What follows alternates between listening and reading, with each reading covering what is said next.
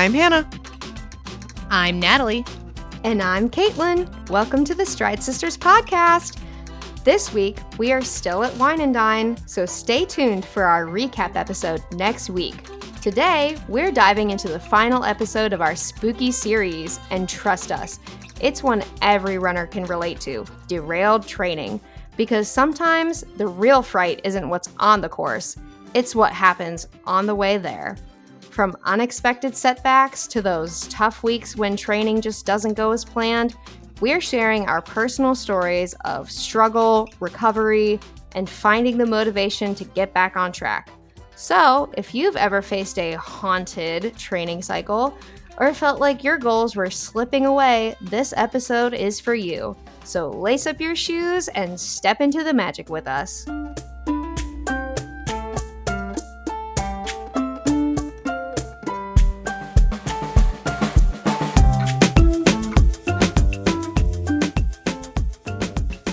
Speaking of, derailed sleep schedules, we're still at Wine and Dine, so we're talking to you from the past. This is true. So we hope that you've had a wonderful Wine and Dine experience weekend if you were there or if you're seeing posts on social media. This is us being respectful and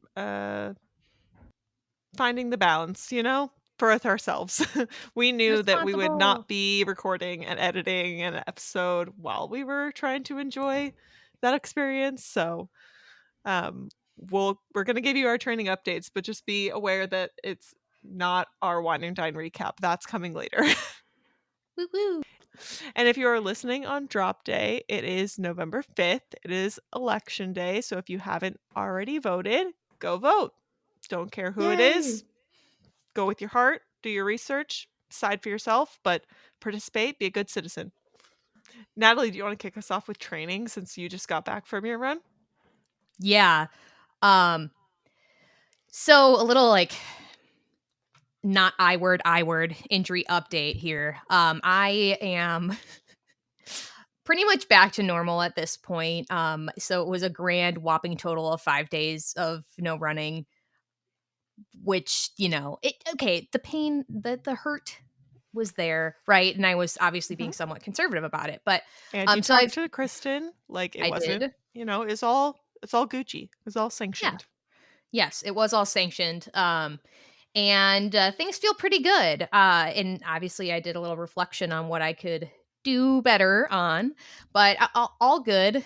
I incorporated a new pair of shoes, so a hot new bombshell has entered the villa. My lilac Brooks. Exciting times. I also decided to join Team Garmin. I am on Team Garmin now. I bought a Forerunner 265S. That's going to make more sense to other people than me. But I had a work subsidy that I could use for fitness, and I asked specifically what qualified and what didn't. And a Garmin is not, it's falls enough under fitness tracker versus smartwatch, because smartwatch was a no. So I figured that it was just as good a time as any to go for it. And I took my first run with it today, and that was fun. I like it. And it didn't glitch like your Fitbit. Yeah. So what I did is I wore my Fitbit on one wrist and my Garmin on the other wrist. And what I did is it's like two phones, one for the plug and one for the load. I got two watches. Someone more creative than me can maybe get another rhyme in there. But it was actually pretty different in terms of mileage. But that's also because the Fitbit app, I've determined this. My Fitbit itself, Versa 3, 2 years old, the GPS is fine. It's the app that's ruining everything. And it's not to go on a conspiracy theory thing, but it's because since Google took over Fitbit, they've ruined the interface of the app.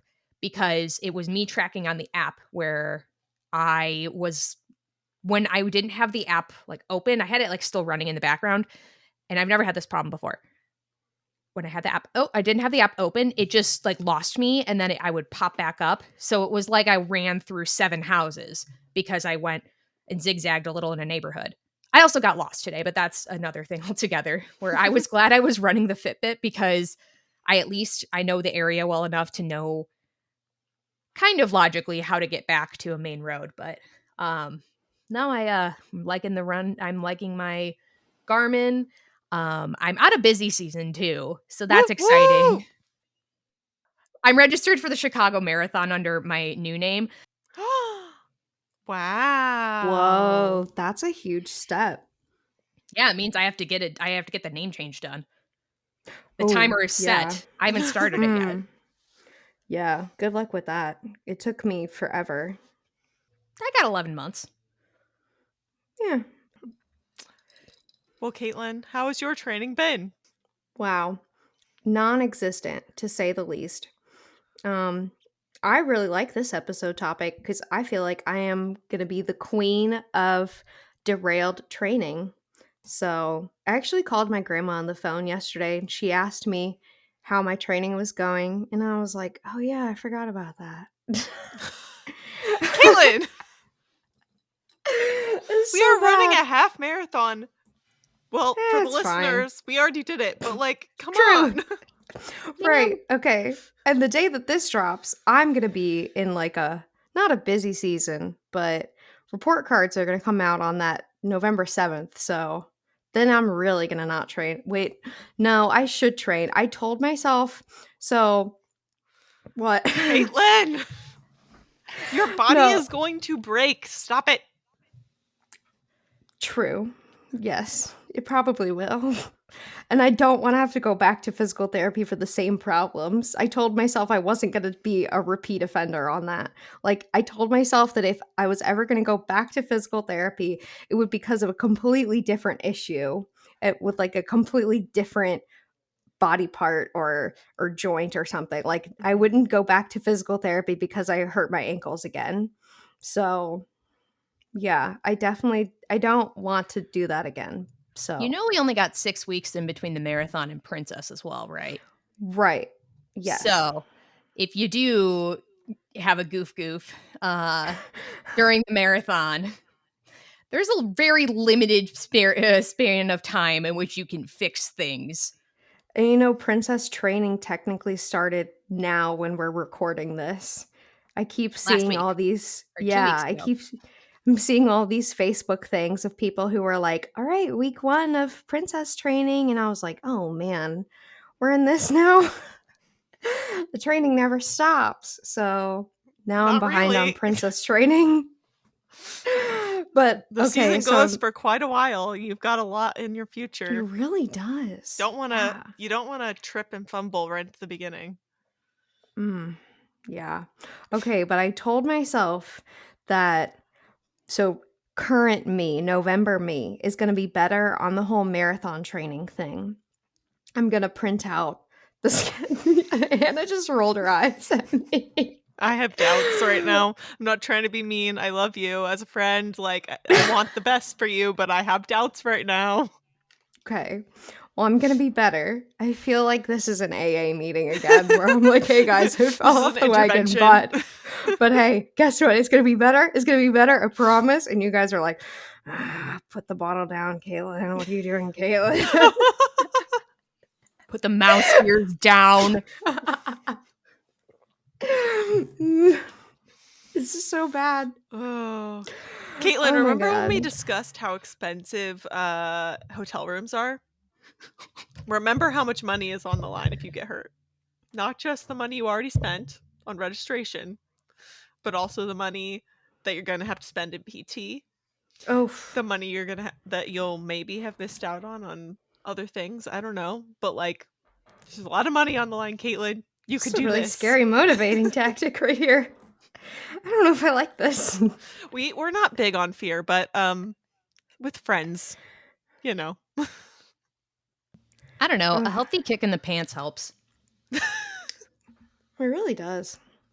Sometimes you just gotta drop the kid into the water and like get them used to putting their face in the water for swim lessons. Oh, okay. And he almost like trick. Oh my god, no, not just like dropping a baby in, but like, dude, people swim do that in the South. Oh my god. Maybe not just the South, I don't know, but like I have had traumatized kids that I had to teach because their parents just like threw them in. Oh, yeah, Mhm. no. Sometimes, like, I would, like, slowly remove a hand here and a hand there, so the kid was only resting when they're floating on their back, resting their head on my shoulder, and, like, sometimes then I would ease that out, and then they would go, "Miss Natalie, what are we what like, are you still there?" I'm like, "No, you're floating on your own," because it was fear that was keeping Yeah. them from it. So, but a healthy dose of fear, and sometimes that was all that took for them to realize that, "Oh, I can do that." But you need the fear there first sometimes. Oh, all the spookies, all the spookies. What a way to end spooky series. Hannah, how about your training? Now that we've thoroughly traumatized Caitlin, um, mine has also been rather derailed.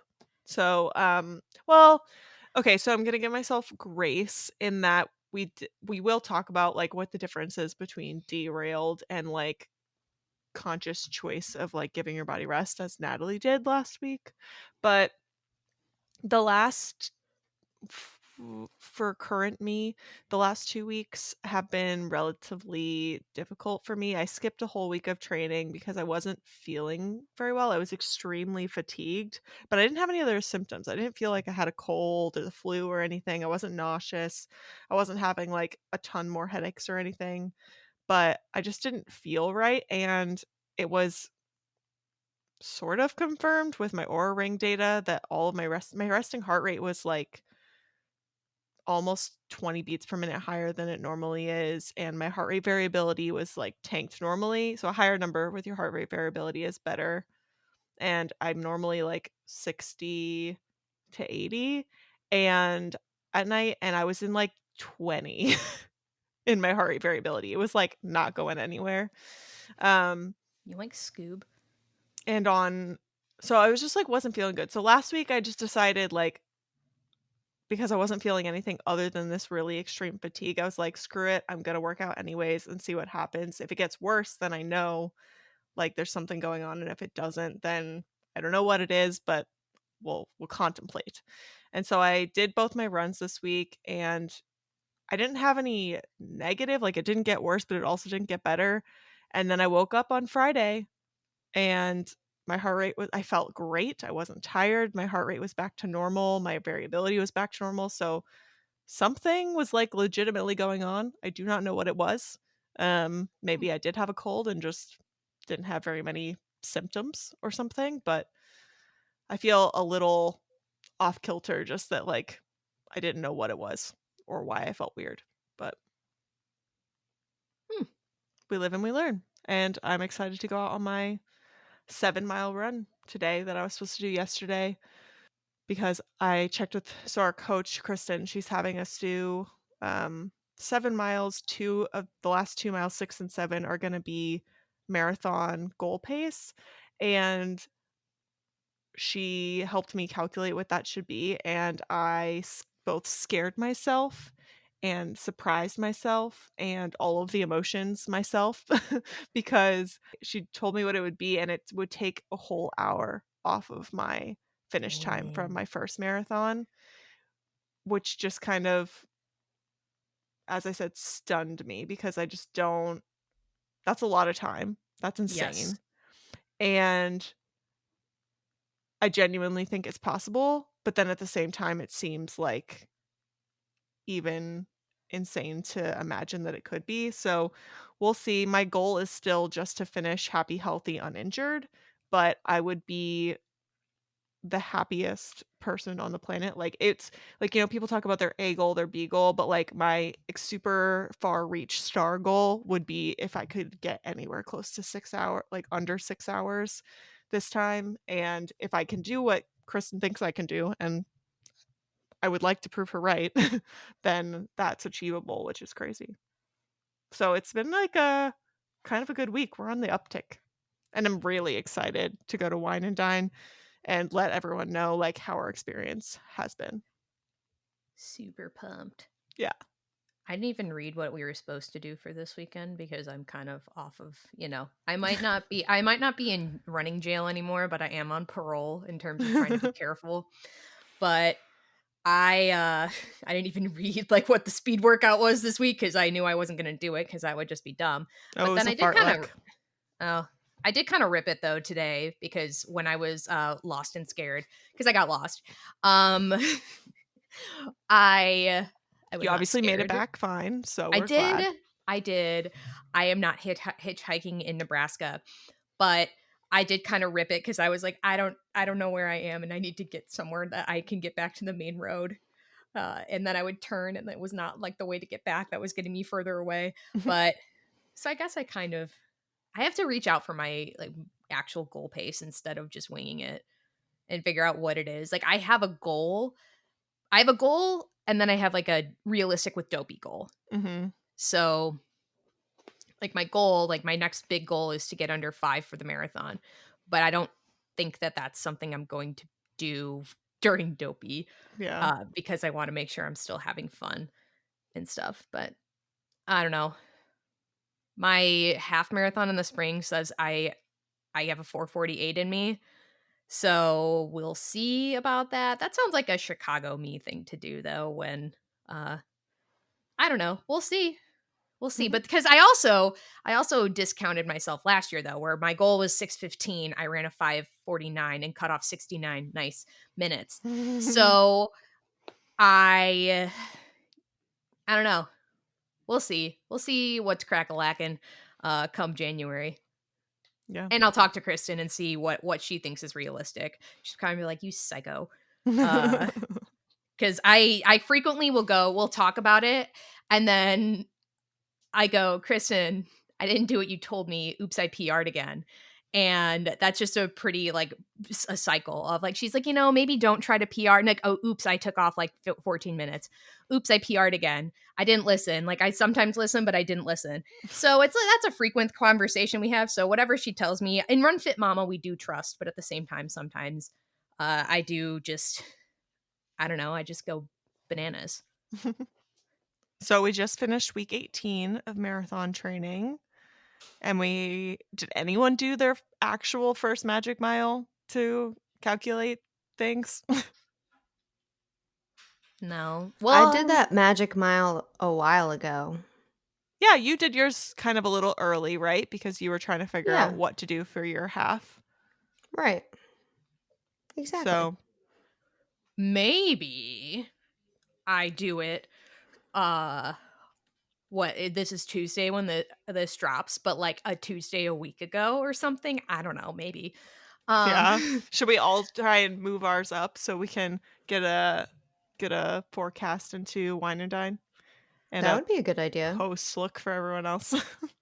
Well, Yeah. yes, I suppose a forecast, but I know what my forecast is, and my magic mile is not going to help me with that at all because maybe I'll try a couple race pace miles during Wine and Dine, except what they're going to be is between characters. Mhm. And it's going to be the highway parts where there's not really a lot going on, where I'm just going to go wee just for fun. But I intend to be a menace and have been a menace at Wine and Dine, like a polite menace where I'm not going to. I am thinking about a DLS. I'm thinking about a dead last start. Oh. Is that going to be at all dependent on where Caitlin and I end up? Oh, I'm not going to do it for the half. Oh, okay. I'm thinking about it for the 10K, but Yeah. I don't Test know. it. Yeah, test it on. I mean, I would say the first one you ever do, test it on a race that you feel 100% confident no matter where you start. It's not going to be a problem. I don't know. You're Maybe scared, I'll aren't do you? it. I am. Well, okay. So a lot of people will do DLS and then, so part of back to Chicago for a sec. Oh my God, I Chicago'd again. But back to Chicago for a second. So I'm a part of the team I'm with is a big group of Run Disney people. It is the largest team determination team that they've ever had. There are 89 of us Wow. running for just on this team for American Cancer Society, which is awesome. But part of it is like why the Run Disney Villains is it's a big group of DLSers. Some of the people who really started it to, and I guess this is a good time to explain what DLS is. Dead last start. So you purposefully start the wave before the balloon ladies and you see how many people you can pass on course. And you do so politely. You're not like shoving, throwing elbows. But the point of it is that you are the point was originally to prove you can pass somebody, you can have as good of a race from any corral point possible, right? It's not like you're not completely screwed if you're an E. So that's part of the point of DLS and where it started. And a lot of people do a charity aspect of it. There are designated targets where there's a data guy, Brian Davis, in one of the Big Run Disney pages who then makes maps of all the DLS stuff. It's really cool. And how many designated targets, what percentage of the field you hit. Love data man. Love a data man post. And sometimes when I'm having a really good race and I look like an outlier, I'm scared of data man and it makes me run faster for the rest of the race because it's like, wow, like you ran like a 12-minute average and then you ran a 9-minute average. And I'm like, shit, I got to keep up the 9-minute average because this is talking about Disneyland last year for the half where it's like, otherwise I'm going to look like an outlier and look like I skipped the course and I didn't. Anyway, but it's something on my bucket list because a lot of them will actually get in pictures with the balloon ladies or actually just really chill back there. So I really want to do a DLS, and there's a charity component too, where some people do like a penny for every person that they pass on the course, or some people do $1. That could be dangerous. But and they will do that as a direct donation, like to their own charity. So, I'm thinking about it. Maybe I'll do it for Princess though. I don't know. You have time. You have time to I think do have about time. But you, the lovely listener, know if I did it or not. it. While you do. contemplate what you're going to do, let's go over our next race dates and race registrations. So, for the listeners, we no longer have any countdown to Wine and Dine because it's over. Rip. We have 64 days until Marathon Weekend 2025. Holy crackers. Wild. That's basically 2 months. It's just bonkers. I don't know. I don't know how to feel about that. I'm scared, but also excited because sometimes I think it just feels like we're training and training and training and it's never going to end. And I think I've said this before, but because I read these numbers every week, it's really helping me stay like aware and like cognizant of the time passing.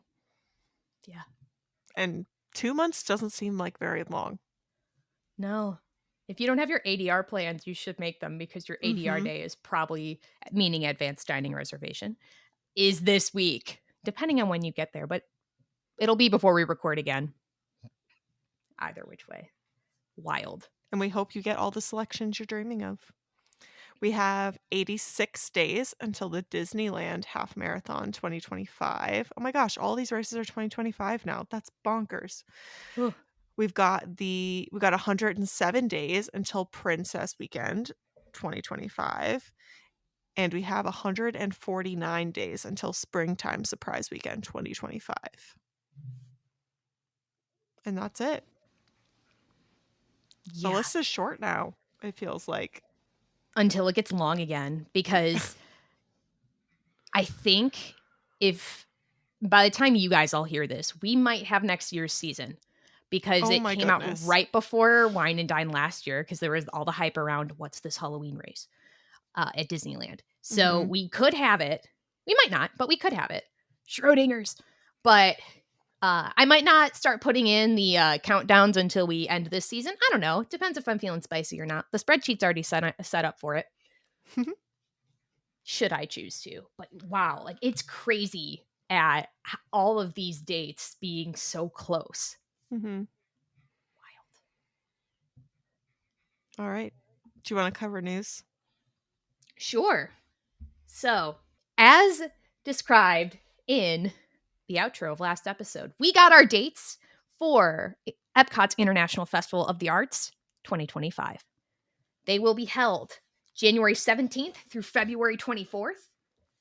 This is old news to you, but it's not to us. We're excited because it's going to overlap Princess Half Marathon Weekend. And I'm not saying Natalie was right because I was on the Delulu train that it might overlap Marathon Weekend, but I was right in saying it had to overlap one of them. And it's going to overlap Princess. So I think that's the better of the two for it to overlap. I agree, because if it were to overlap marathon, that means all the Christmas decorations would be coming down faster. And usually they leave a couple of like the wreaths and stuff in Epcot through parts of marathon weekend. And I like that. I want that to happen. I'm the kind of person who so Natalie's a heathen and removes her Christmas decorations before she leaves for marathon weekend. How dare you? And or even before Christmas, because I don't know, you're crazy. I am the kind of person who leaves their Christmas decorations up forever, if possible. But generally, by the time Valentine's Day comes, that's our like reality check that they have to come down. So I want them to leave the Christmas decorations up forever. Me too. And like I said before, if I see the Christmas decorations at Wine and Dine, I am going to cry happy tears, of course. We'll make sure to Because get a photo for y'all. Yes. and a video, all of the things. Don't worry. Yes, I've never seen Disney at Christmas time. I'm so excited. I really hope that it happens. If I don't see Disney at Christmas time for Wine and Dine, I might just have to book myself a little trip down to Orlando real quick just to see that Christmas tree on Main Street and kind of cry happy tears. I'll be sobbing on Main Street. I'll be fine. You should get a very merry ticket for the content. Oh my gosh, I should. But those things are like, what is it, $200 or something outrageous? It's I like think the most expensive days are around 2. If I think that the first few days though are less. They are expensive, but yeah. that starts this week. Boom. Yee. Transition. The foodie guide came out the 24th and is available on the Disney Parks blog. Looks like lots and lots of tasty treats. It's exciting, though. Love when a good foodie guide comes out. Most of the treats are available just during the party hours, but some of them are available all day long. And all kinds of your peppermint goodness, your different Ugh. gingerbread goodness. Oh, I'm I'm not a trying to get my sucker for peppermint and a sucker for gingerbread, honestly. But I was just thinking about peppermint because I order peppermint mocha all year long. Me too. Oh my gosh. I'm not a fall girly. I am not a pumpkin spice latte or pumpkin cream cold brew girly. I am a peppermint mocha girly all the way. And I also have them put some peppermint syrup in my regular Starbucks order, and I feel like it's the greatest hack because you get a little bit of a Christmassy taste, and it's amazing. Speaking of gingerbread and things like that, I'm trying to remember from last year when I was there for Wine and Dine because I saw the gingerbread house at the Grand Floridian. They build a full scale gingerbread house that they sell gingerbread out of I want to see it so in the bad. lobby. I'm Me trying to too. remember what day it went up. I will have to check the archives because while you're hearing this, we've already either done or not done it. But I'm trying to remember what day it actually went up because I know that I got to see it during my Wine and Dine trip. And that'd be awesome if it's open. Or even if it's like the start of it, even if they don't have it open for sales yet, it'll Mm-hmm. be awesome to see if it is. I want to say it was by like midweek, but I could be misremembering and I don't want to Mhm. get hopes up at this point in Yeah. time. Speaking of the Grand Floridian, my aunt will be checking into the Grand Floridian on Natalie's birthday, the day before Thanksgiving, Ooh. Ooh. and she'll be staying there, and I'm super jealous. So She want a I have friend? a hunch. Does she want a friend? I mean, Misty's friends with everybody, honestly. And Misty's also like the coolest person ever. So I feel like if you just texted Misty and you were like, "Hey, can I come hang?" She'd be like, "Absolutely." But I have a hunch that Misty will be utilizing the Lightning Lane Premier Pass. So Ooh. because We'll have to have her on to talk about it. she is all about that. She's been wanting Disney to convert to the Premier Pass type system that Universal has. So Interesting. Speaking of Universal, the segues are just segueing. I feel like this is perfect. Tickets and vacation packages for Epic Universe went on sale last week. The annual pass holder ticket sales were on the 24th, and things seem to have gone pretty smoothly, all things considered, from what I've read about. I haven't seen too many things of people getting completely locked out. I think Mm-mm. it is always a snooze you lose type of situation, but I hear good things Yeah. and lots of people super excited for opening of Epic. Yeah. My travel agent Facebook groups have been relatively chill on the topic, so that leads me to believe that it has been okay. Yeah, no, super, super exciting. That'll be here before we know it. It's like 6.5 months away. Ugh, spooky. I'm trying to talk Ben into our next trip. Oh, man. Yeah, I've already talked Austin into going to Universal, but I want to go to Universal before Epic Universe opens because Mm. I feel like the crowds will be lower. And then I want to go to Disney after Epic Universe opens because I think the Disney crowds would be lower, but that's just me. I don't know. That's just me doing my own little speculation nation. I'm ready for these summer promos from Disney. Yes. They're going to be fighting Yeah, I hard. want to see the competition and how Disney's going to step up. I'm a loyal Disney girly over here. I'm only going to go to Universal for the Harry Potter and for my husband. All right. Do we want to get into our main topic? Sure. All right. Who wants to kick it off with some derailed training?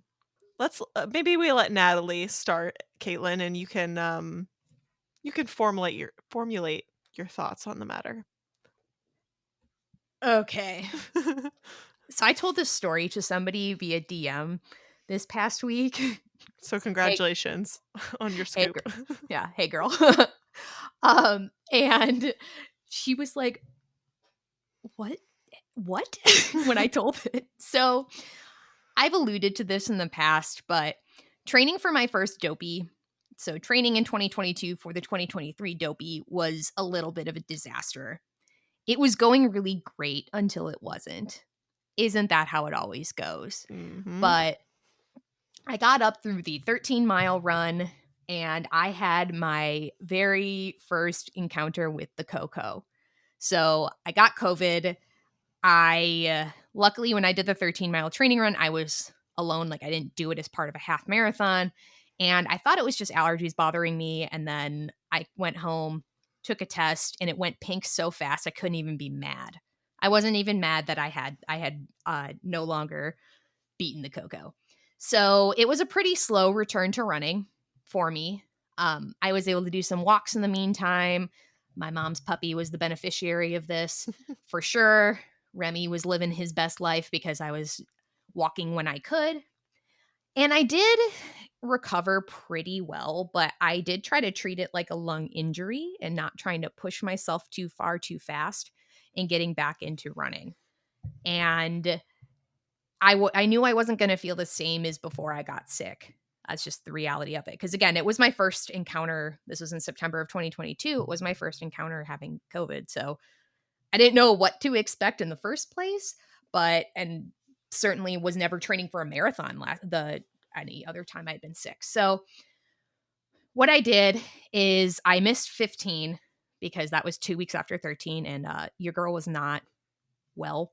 And I gave myself like permission per se to do 15 in place of the 17 miler when that came along. And I also told myself, if you need to walk 1 mile every 4 miles run, 1 mile walk, 4 miles run, 1 mile walk to get your 15, that's just do what you need to do to get the mileage done. I did catch up with the 17 because I was feeling amazing. I did unrelated, but I did rip my pants on that run. And I ran for 7.5 miles with ripped pants because that's how far I was Wait, from home. what? Oh, 7.5 miles? Okay, so I started feeling a little something, something. Yeah, let's get into this. You ripped your pants? I did rip my pants. And it was sad because they were like a Brooks pair of running like tights, like not tights, but bike shorts. And I ripped my pants because now I remember because I made sure I finished the half marathon mark before I changed my pants because I also had to run home. So it's not like I was kind of like further out. I ripped my pants. I discovered this that I ripped my pants, and I just had to adjust my pants where possible, and had a beautiful, beautiful chafe mark.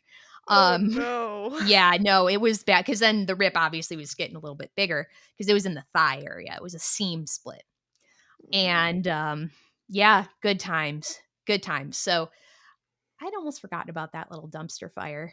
But I finished 17. I was feeling amazing because I did 7 the day before. And knowing again, I was probably just going to do 15, but did 17. That was my longest run to date. Things were good. Early November of 2022, I started a new medication that absolutely zapped me of almost all energy whatsoever. Um, I did try to push through some runs where I could, but they went really poorly. I'll never forget that I went out to try my very first simulation and a couple day simulation, and 0.06 miles from my house, I tripped and ate it. I remember this. Oh. And I went home and I cried. And my family was like, "What's wrong?" Because I was home for the holidays because it was Thanksgiving week. And they were like, "What's wrong?" I'm like, well, here's the thing is that this whole dopey dream, it feels like it's just slipping away. And I was really, really worried about the idea of completing dopey in 23. I remember at Thanksgiving talking to one of my cousins. I'm like, well, I think I'm going to try, but I don't know if I'm going to finish the marathon. I mean, I owe it to myself to try though. So December of 22, started getting things on track. I got 9 and 20 done the first weekend of December. So what I did at that point is I looked at the Hal Higdon plan because something, and we'll talk about this a little bit, but it's hard to not feel like you're catastrophically behind if you haven't done a 20 with a month to go. It was okay. I had about 6 weeks to go, but it's hard to not feel like you're catastrophically behind. And the things about Galloway that it's why I keep going back to Galloway there are positives to it, how it's a long ramp. It's a long, but you do have multiple 20s to deal with, but it's still hard to not feel. So looking at Higdon is what I looked at, and that his plans are structured different. It's more runs per week, longer mileage during the week, and then also your long runs on the weekends are different. So I basically got myself caught up to the point where I felt comfortable and, looking at things because I think he had 9 and 19 for dopey. And then, okay, I was that close. Like, of course I was going to get 20. So I made sure I got 9 and 20 done as a simulation. And then that was a relief because it's like, okay, everyone says it's 20. 20 is that magic, perfect, not perfect, but that number of, okay, once you've done 20, like you're good to go. I was planning on doing another simulation a couple weeks later before really starting a taper. I had this wasn't even a dumpster fire, maybe just like a little trash can blaze. I had like dangerous freezing temperatures and issues with a car battery when I was supposed to do that simulation. That ate my time up because I was waiting for them to jump my battery and I couldn't just leave because like I had to wait for them to come jump my car. So couldn't really do a lot about that, and did not get that part of the simulation done because I had done the first 2 days of the like 3 and 6, and I definitely did not do the 12, and I think I was going to do 22, 23 and modify that there. I tried to do the conditioning runs and having as much time on feet as I could for a sedentary job girly. And I already decided at that point, because I had the 20 under my belt, that I was going to get out there and do what I could, but knowing my limitations and that I was a little undertrained. So this is where I already had started resetting my expectations and going, well, you can treat this closer to a long run than when you get to the marathon, then it is more of like a race. And that's probably the smartest thing for you to do. So we think the story ends there, right? Wrong. Wrong. A wild Natalie gets to the airport on the 2nd of January, 2023. And, again, one of those, like, is it like allergy? Weird. Um, We I have a get on the lot of plane. similarities between our first marathons, Natalie. True that. This is And making me really scared. I don't what a like this. conclusion I to don't think that spooky was our series. intention, but it's kinda like spooky stories around the campfire. It Exactly. So, is. um, Spooky season just extended into November. There you go. it's the grand finale. So, I get on the plane, and just for some context, is that I'm a little bit of a travel nerd sometimes where I love looking at I love like planes, aviation, etc. I did a lot of years of consulting, so or a couple of years of consulting where I was traveling a lot. And I had put myself because it was a Boeing 787 Dreamliner Mm. flying between O'Hare and Orlando. So I as a birthday present to myself, I bought a seat in first class in a lie flat seat. Big moment for me. I'm like, it's my dopey trip. It's my birthday present. We're balling. We ball.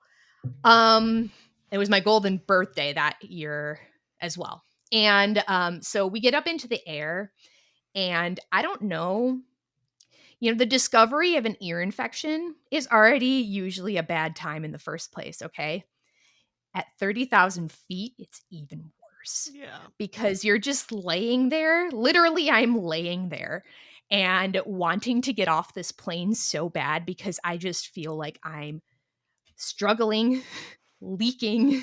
Like, just I had a mask on because trying to, because I knew, like, I'm like, oh, if I have even like the slightest thing of a cold, like, I'm gonna obviously keep a mask on. And I get off the plane and I'm standing at baggage at MCO. I'm like, what happened? I don't know. What am I gonna do? So this is turning into a travel tip almost because I learned all about Disney urgent care. So, fun fact for you, if you have ever find yourself in need of this. So you can get picked up. Disney has a partnership with Advent Health, Mhm. and they will come pick you up from your resort, bring you to urgent care. They will see you at urgent care, and if needed, they will come deliver your prescriptions. Otherwise, if urgent care has them, they'll give them to you. And I got picked up and went to Disney urgent care. I had an appointment sometime in the afternoon, so I just was chilling up through a hotel at Port Orleans and got picked up, brought there. I went, because I was mostly worried about something being in my lungs, worrying about having Mhm. COVID. I got tested for COVID. Um, the doctor listened to my lungs. He said, everything's clear. It's just an ear infection. And I got some antibiotics and was able to, I was on antibiotics like 36 hours before races started. Mhm. Thank the Lord. Because I would have just masked during the race because that's not fair to get other people sick. So I made sure that when I was at the expo, I was masked. I was keeping my distance from people. I did like 2.5 hours on the monorail going between the TTC and Epcot because I was just vibing. This is after I was almost 24 hours on antibiotics because I just wasn't feeling like amazing. So Antibiotics does a number on you. I mean, it's obviously you're gonna feel better if you haven't whatever it's trying to fix, but also it takes a toll on the rest of your system for sure.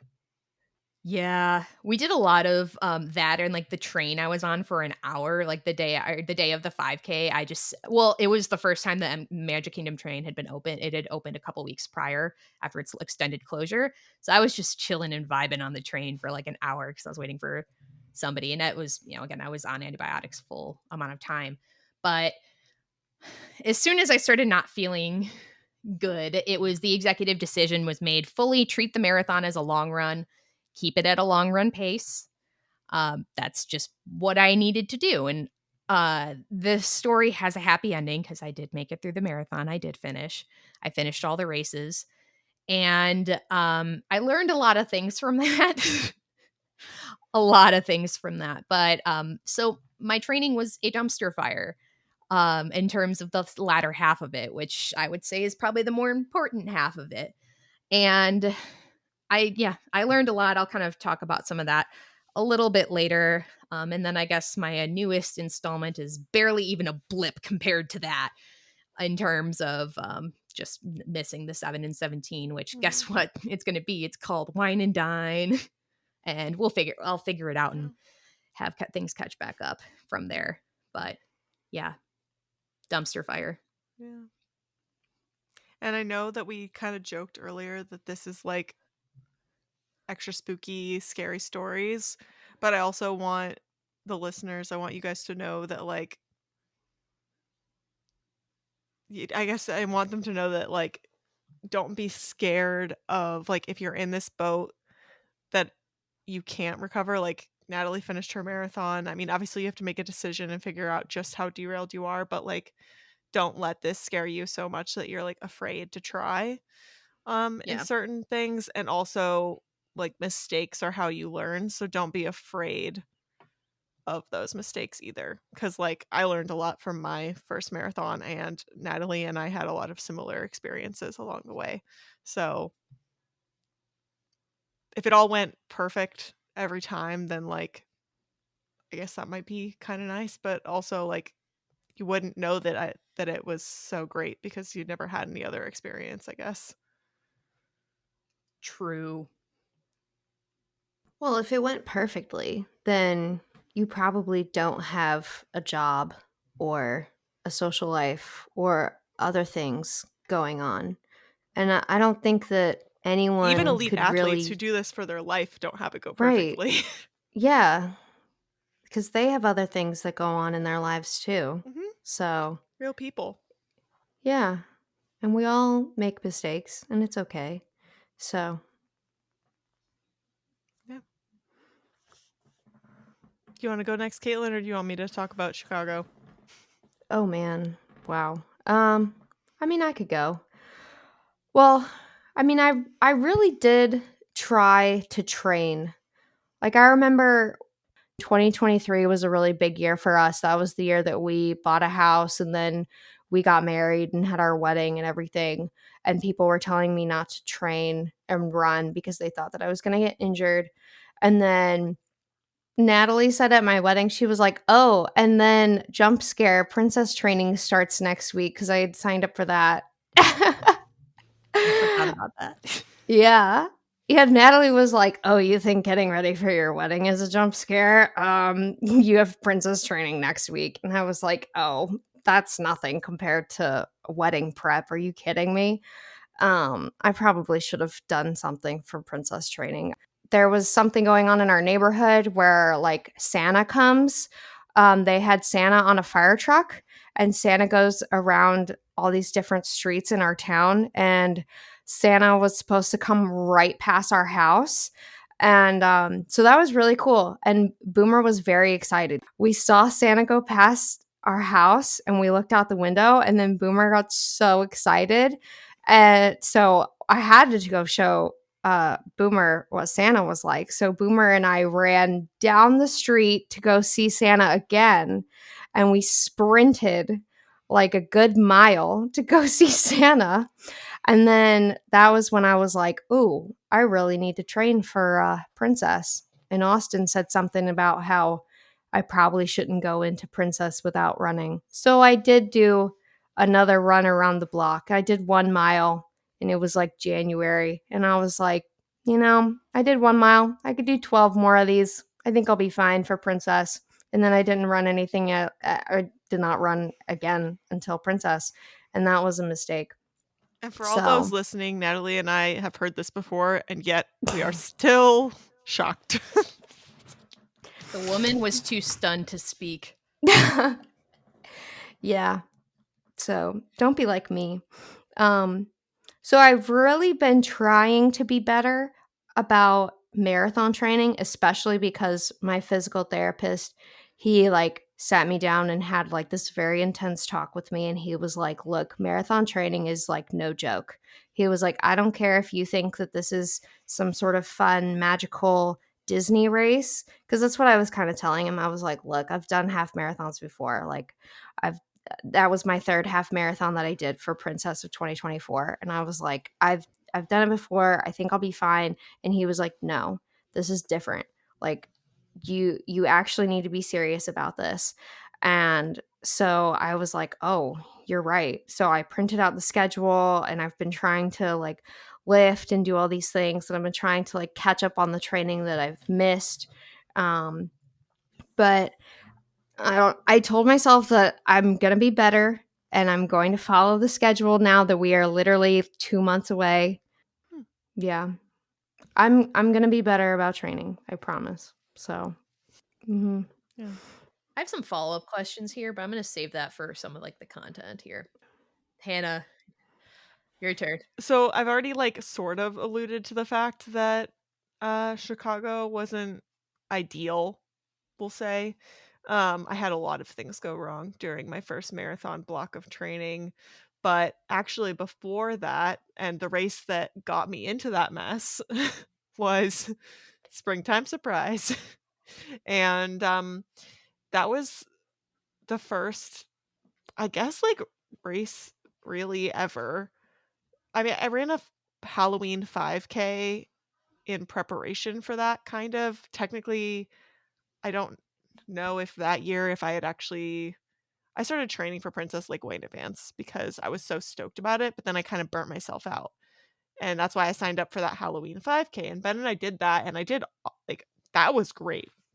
But I think I like let that go to my head a little bit, because I ran that 5K.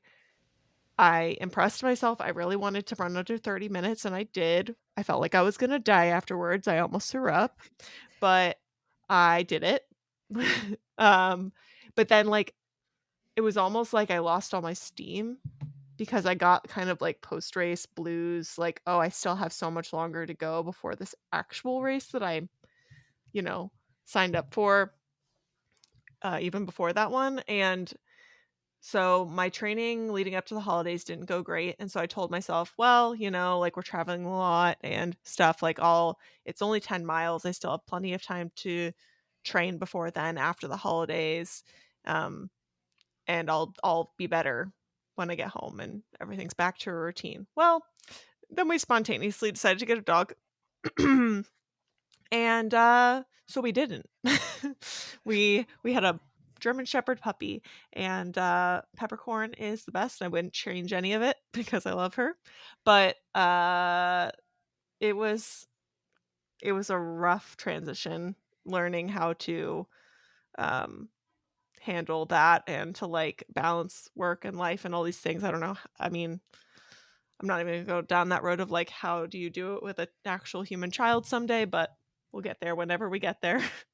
And so I went into Springtime Surprise 10 miler with only having run, I think if I look back at my Apple like exercise history, I think I did like 2 runs between Christmas and April. um Both of them were like probably like one of them was probably like 4 and one of them was probably like 6, like not even. Yeah. So it was a miracle that I didn't get more hurt than I did, honestly, during the race. During the race, all I ended up with was a bruised toe. However, I did not respect the bruised toe and walked another 15 miles out of park and sprained my other ankle. And that's how I ended up in PT and unadvisedly signed up for the Chicago Marathon while injured in the car driving home. So I obviously didn't learn. I mean, I learned some stuff from that lesson because I went to PT and I got healed. And overall, comparatively to that of running twice before 10 miles, I did a lot better with Chicago. But similar to Natalie, my longest run actually, I never even made it to 20 before that marathon. I think my longest was 15 before I the thought you got Chicago. closer to 18. I Maybe that might was have with done a elliptical. 17. I think I did a Yeah. modified 17 because I think I did it on the elliptical. I don't think I actually did it on a Yeah. treadmill or like out. I know I didn't do it outside.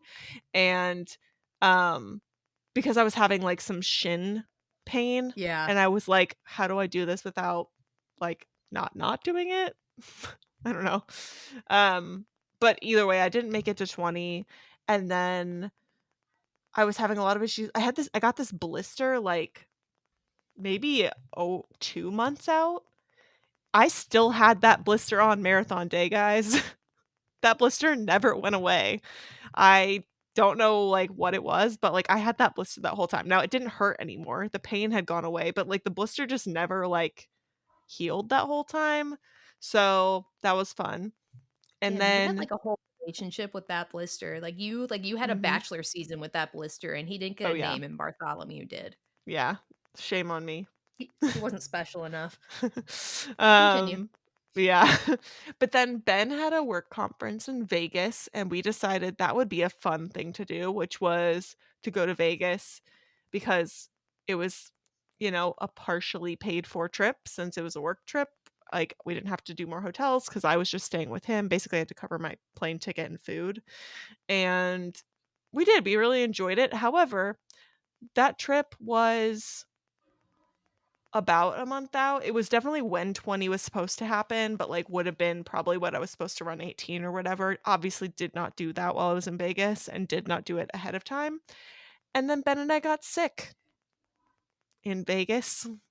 Ben started feeling sick the day like, the night before we were supposed to leave, and I just started feeling sick when we actually got home. We did not have COVID. We wore masks, did the things, but, um, I ended up I don't remember what it was, but I was on medication, and I was still on medication up until, like, a week before the actual marathon. I hadn't done any running that month leading up because I was so sick I couldn't run, but it wasn't COVID. I still don't know what it was. And I was still, like, coughing actively the night before the marathon. So, not only did I not train well, I got sick, which, like, you can't control sickness, so I just wanna clarify that, like, there's a difference, like, between different kinds of derailed training, but, like, I just got hit with all the whammies leading into that marathon, and if you've heard our bonking episode, I'm just gonna keep plugging that because, like, if I had to suffer through it, I'm gonna want you guys to listen as much as possible. Yes, please go back to episode 11 to get the entire story of the Chicago bonk. But with that backstory, you will understand why it happened, or at least why, like, I was not set up for success. Not even close, and I knew that. I mean, I think in my heart of hearts, I knew that, but I also had encouragement from friends and other people who had run marathons that they said, like, "Yeah, technically you didn't make it to 20 and you've been sick and there's all these things working against you, but, like, like, at that point, I didn't have any, like, physical injuries, and it was like, just go out there and see what you could do." Like, I raised money for charity, so honestly, I was just like, it didn't really matter. Obviously, I wanted to finish, and I did, which was stupid, but, it wasn't really about that at that point because it had gone so far wrong, which is why while I still wouldn't say so far my training for this marathon block has been ideal, it has been a lot better than that training block because I've already done 15. We're doing by now for y'all listeners, I've already done my 16. We're basically getting to the point where I was where everything went wrong last time, so everyone knock on wood, everyone keep their fingers crossed. I'm feeling really, really good about it though. And I feel like my support system's good. I feel like everyone's, like, been really encouraging. I'm having a lot more fun than last time, so we all learn lessons and we all grow from it. Yeah, and the whole mindset thing that you were talking about, that's another huge thing that has really changed for me ever since this is not sponsored. I paid for a little gym boss, like those little timers, they're like pace clocks. And that really changed training for me completely because it just was a huge shift in my mental game. And so that setting the little pace time clock for like 60 seconds on, 60 seconds off, or whatever it is. I think for my half marathon that I did back in October, the local one that I did, I think I might have changed it to like 60 seconds on of running and then 30 seconds of walking. I can't remember exactly what I did, but just that whole mental shift of like, so I feeling the little pace clock vibrate and be like, okay, I have to run now for 60 seconds. You can do anything for 60 seconds. You got this. And then after 60 seconds, you're going to get a break. And then that 30 seconds is like, oh, that's so nice. This is a relief. I get a little break. And then it buzzes again. And I'm like, okay, you can do this for 60 seconds. And then doing that on and off for the entire half marathon, that was so amazing because it just was like a little treat that I got to reward myself with, like, okay, you did 60 seconds or whatever it was. Maybe it was 90 seconds of running. Awesome. Good for you. Now you get a little 30-second reward of just like walk time. And that's like another thing that I learned in graduate school, because I went to grad school to get a teaching degree. And a lot of things that I learned throughout the whole program was about like incentives and like positive rewards and things like that. And mostly it was like, you should be nice to your students and like praise them for the good things that they do. And I was like, wow, maybe I should do that for myself. So now anytime that I do something good, I'm like, wow, I get a little treat. And so, every single mile, I'm like, wow, I'm going to celebrate this. This is awesome. I just went a whole other mile. So changing your mindset from like, ugh, I still have 8 more miles to go in a half marathon, you'd be like, wow, I just did 5 miles. That's crazy. Like, I'm amazing. And that has just really changed my whole mindset and my outlook on running. That's amazing, Caitlin. I remember the first time I ran I didn't have a gym boss. I was just like doing the math in my head. And the first time I tried I road can't do the walking- math in my head. I can't do that math in my head. I'm sorry. Natalie's sitting here like laughing at me. But the math in her head is what gets her through. No, Yeah. I enjoy the math in my head. It actually keeps my brain thinking about something else when I have to do the math for my intervals of, okay, like this is how, especially when I do something different. No, I find it kind of like invigorating to think about something else when But it's a long one. Aren't you just looking at your watch the entire time? Well, no, I have to do the math though. So my chosen interval is about 75 to or 75:30. So it's 1:15, then you have the 30-second break. You start on the 1:45, then it goes to 3 minutes, 3:30. So I just do the math. And I was looking at my phone before the Fitbit app decided that we were breaking up. But we're still figuring out what I'm doing from there. But I'm looking at my watch this time. It wasn't really that bad on my run today with the Garmin, but yeah, I like the math. Double fisting with the exercise watches. I love it. Just getting ready for my Magic Band. Honestly, that's what my mom does though. Mm-hmm. She double fists it sort of with the exercise watches, the whatever, because she has an Apple Watch for fun, and then she has a Fitbit still for work. So she gets the discount on the health insurance through the Fitbit, but she likes the functionality of the Apple Watch, and her health insurance will not take anything from the Apple Watch. So she doesn't get credit for like her health insurance through her Apple Watch steps, which is weird. Interesting.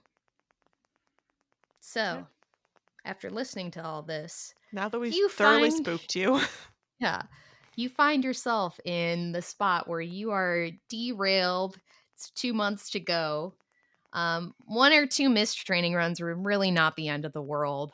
We're all human. Okay. I need to listen to this part because this is the boat that I'm in.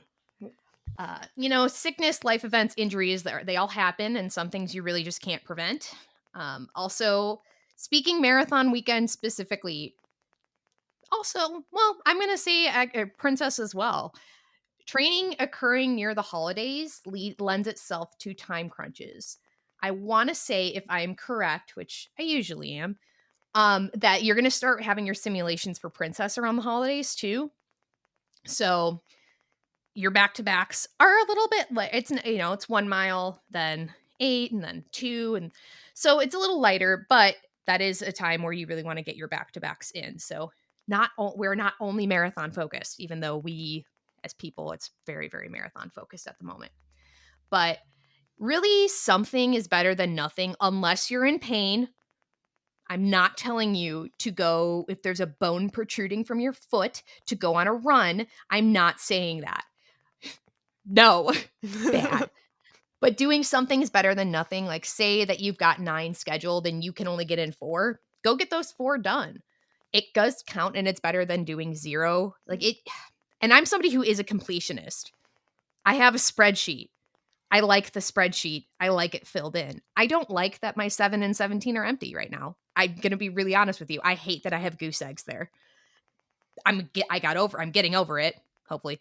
But because I'm going to be able to fill them in with Wine and Dine. But I'm like a completionist, but don't try to take that. And this is something that has been hard for me because, again, I'm a completionist.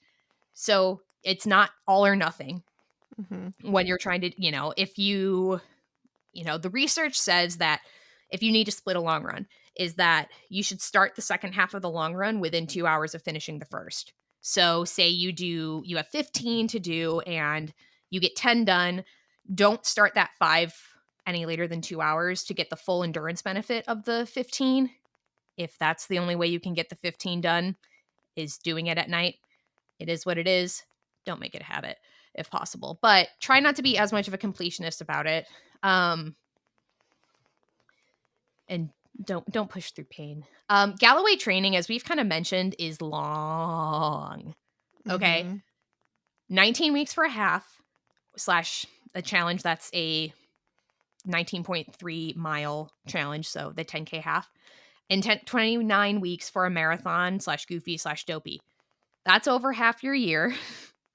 The other plan is over a quarter of your year. So we know it's long, and it just is what it is. There are trade-offs though of it's long, but personally for me, 3 to 5 is when we're in dopey sims, runs a week is perfect. That's more ideal for me. I've said this in the past that like I don't have time for 8 miles on a Wednesday in December. Like I just don't. If I do, please like ask me if I'm okay. Because it gets dark out, like stuff like that. Okay. Like even in the summer when I was training for Chicago, when I had 8, because I followed a modified HAL something or other. When I had like 8 miles plus on a weekday, it was pretty miserable. I'm not gonna lie. Yeah.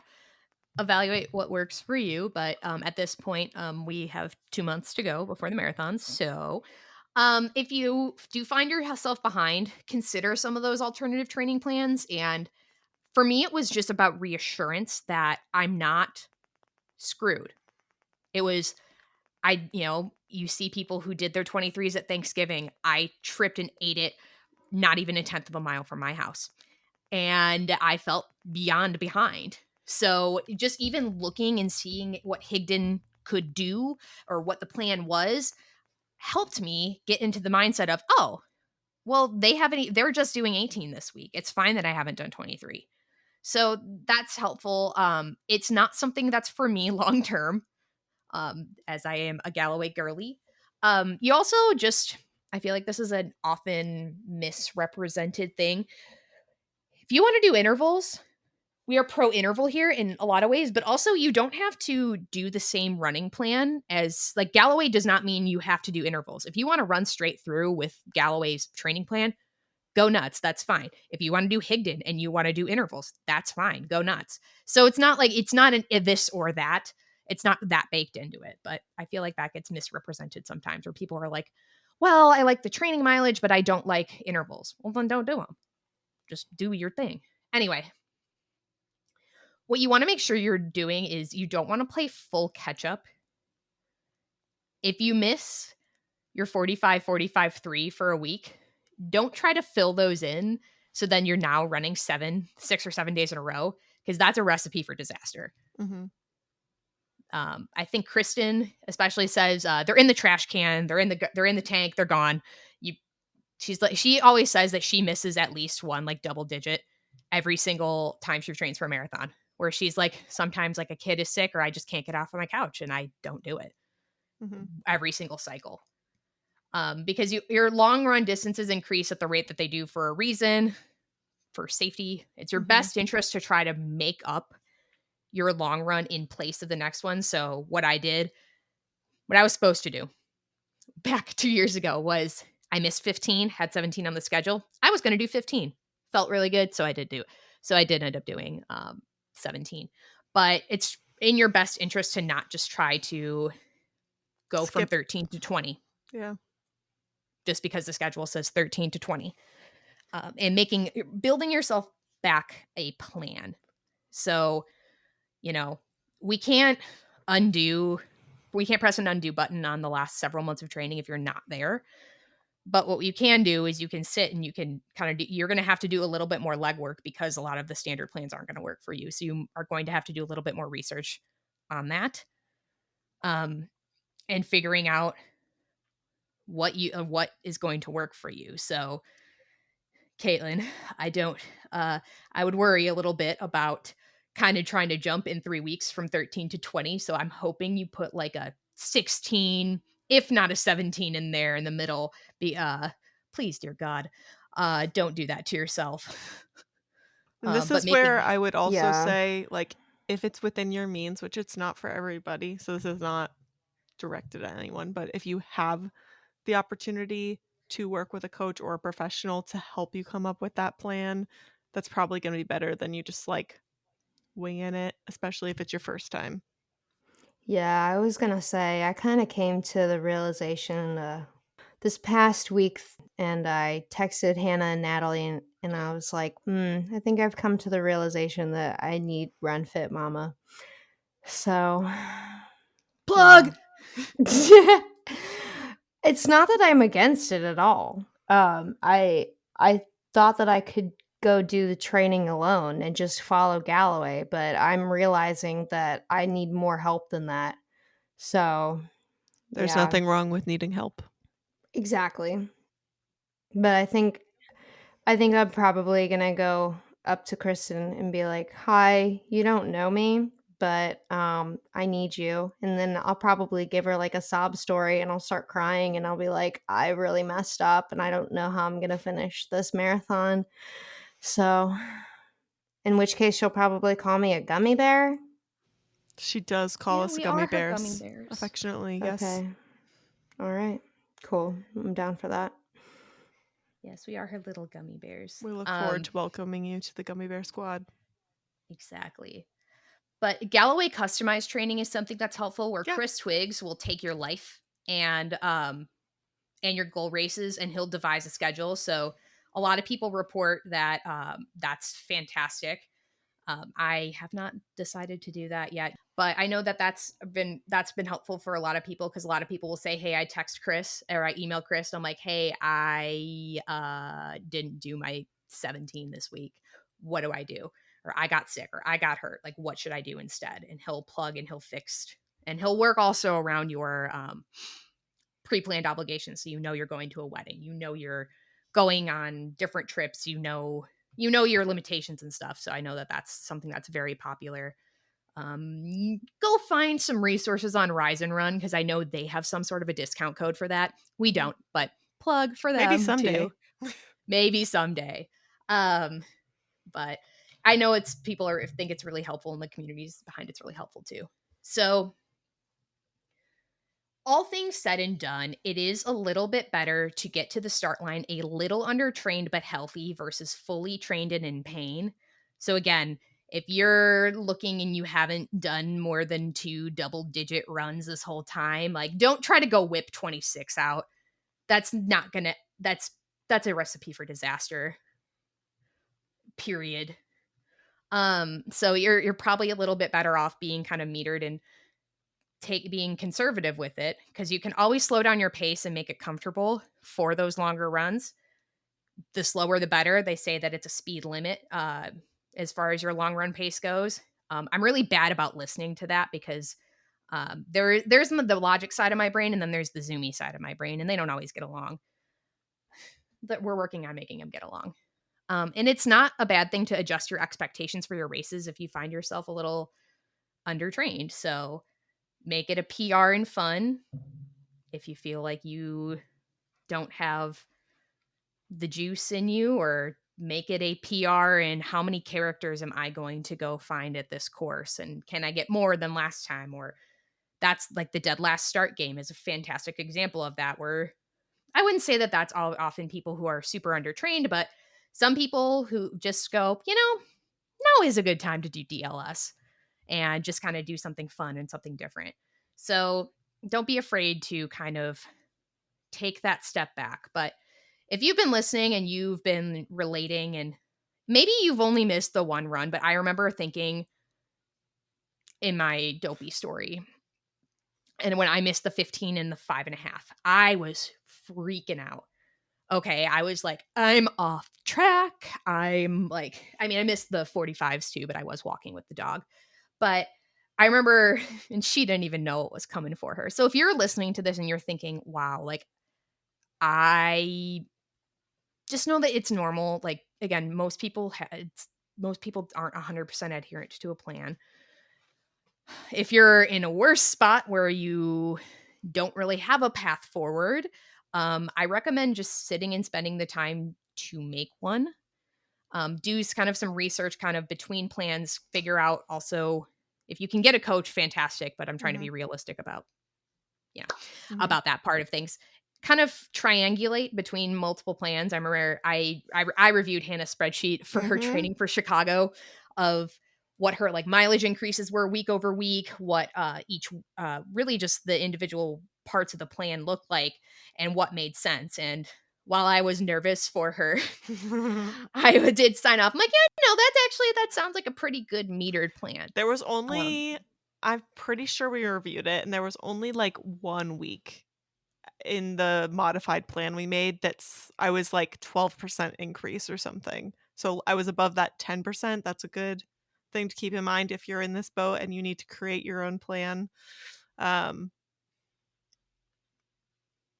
again, just, give yourself grace.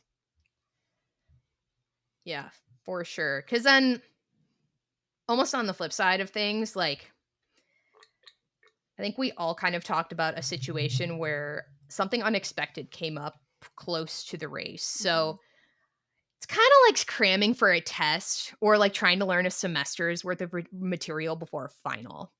Where like, and then you get the flu right before the final. It's like, well, you could have like made, like, don't try not to plan on doing that at all. But, like, if you're sitting and it's like, oh no, I still got till December before I really need to start training for this marathon.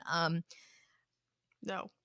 No, that's a bad idea for a lot of reasons. Maybe you're just a superstar, and like when you say not training for the marathon, you mean you have also Space Coast, and like you're not specifically dopey training, but you're training for Space Coast. You're training that, okay? Settle down. But because Space Coast is like the weekend after Thanksgiving, we're like, yes, I won't start training for Princess till 6 weeks out, but it will be after a marathon, so we'll be fine. But don't like. You can't anticipate unexpected things. Duh, they aren't unexpected. But what you want to do is make sure that you're not trying to procrastinate and leave it like, oh, like I can get it all. I can really be on it that last week or that last month before. Because then in a lot of the US, the temperature and the weather is not good for running. I live in Nebraska. It snows, it ice. Actually, the worst part is the wind. The worst part's the wind, because the wind can make a somewhat pleasant temperature very unpleasant. Like 23-mile-an-hour wind gusts are not fun to run in. Ask me how I know. Okay? Like, so you want to make sure that you're not leaving it all to the end. Sounds like you need a training camp in Georgia. True that. I should. That's one of the few places I can fly direct. We should just do wait, that actually sounds so fun.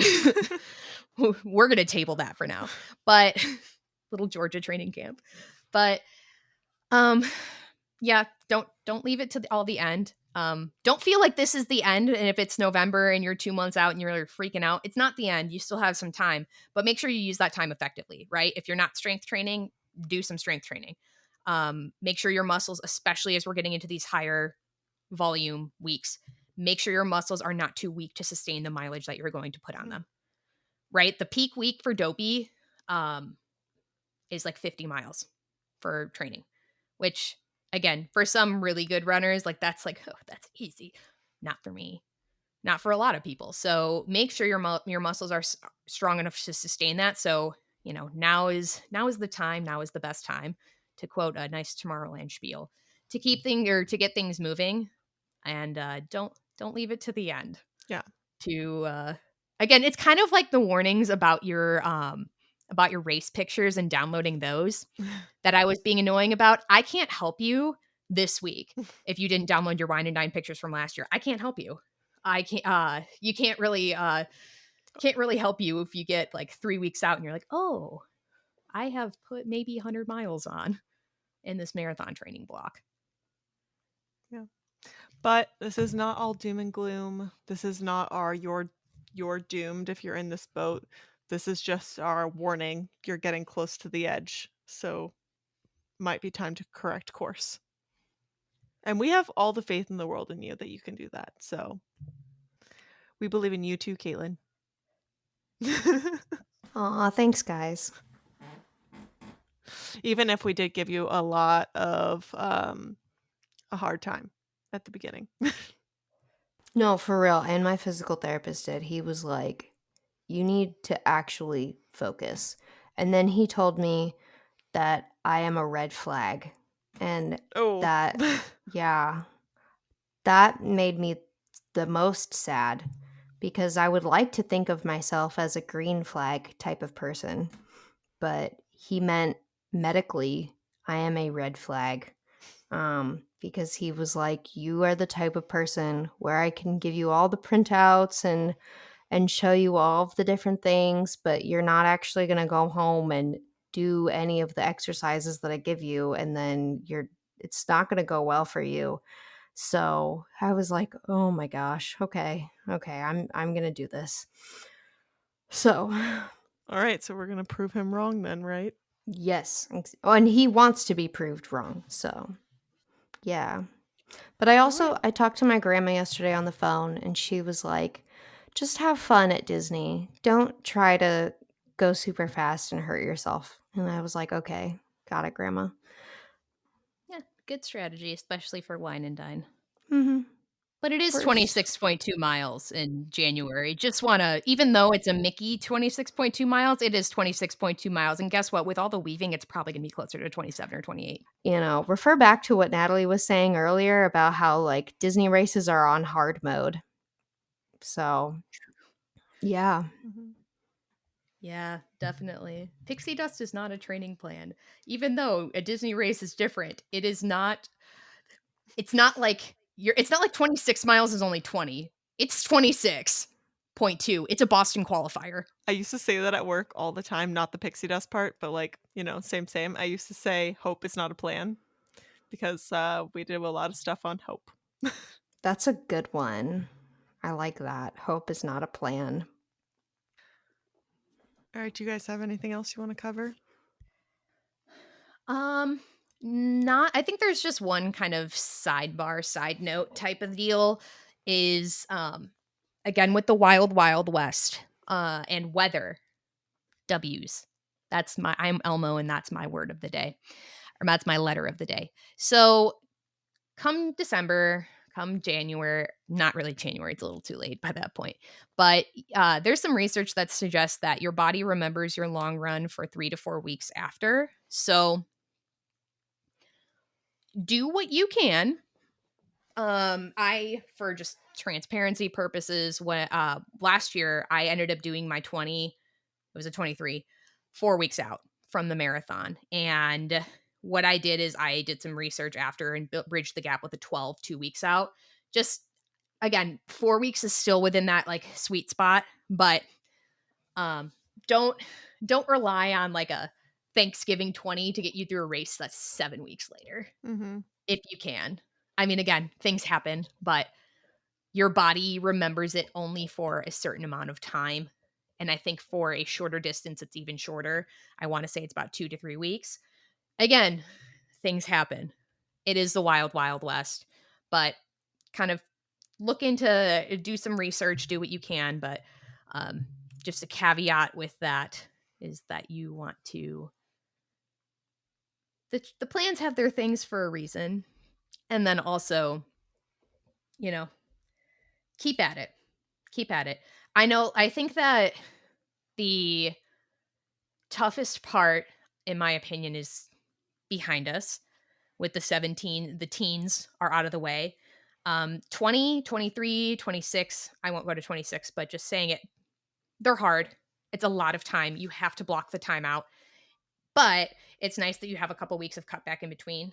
So that is helpful. And versus just a 1 week of cutback in between. So keep at it. We're only 2 months away from you, instead of saying that you were training for a marathon, you did a marathon. So keep at it, stay the course, make the time as best you can, because going in with a plan and then getting hit with something unexpected is better than kind of just winging it and then you find out that, oh, shoot, that doesn't work at all.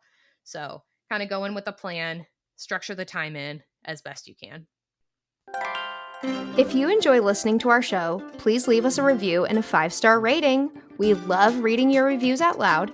You might be featured on a future podcast episode. We've also started a community spotlight on our Instagram. If you want to be featured for a Medal Monday, Finish Line Friday, or any other accomplishment you want to celebrate, send us a picture via our social media platforms or our email.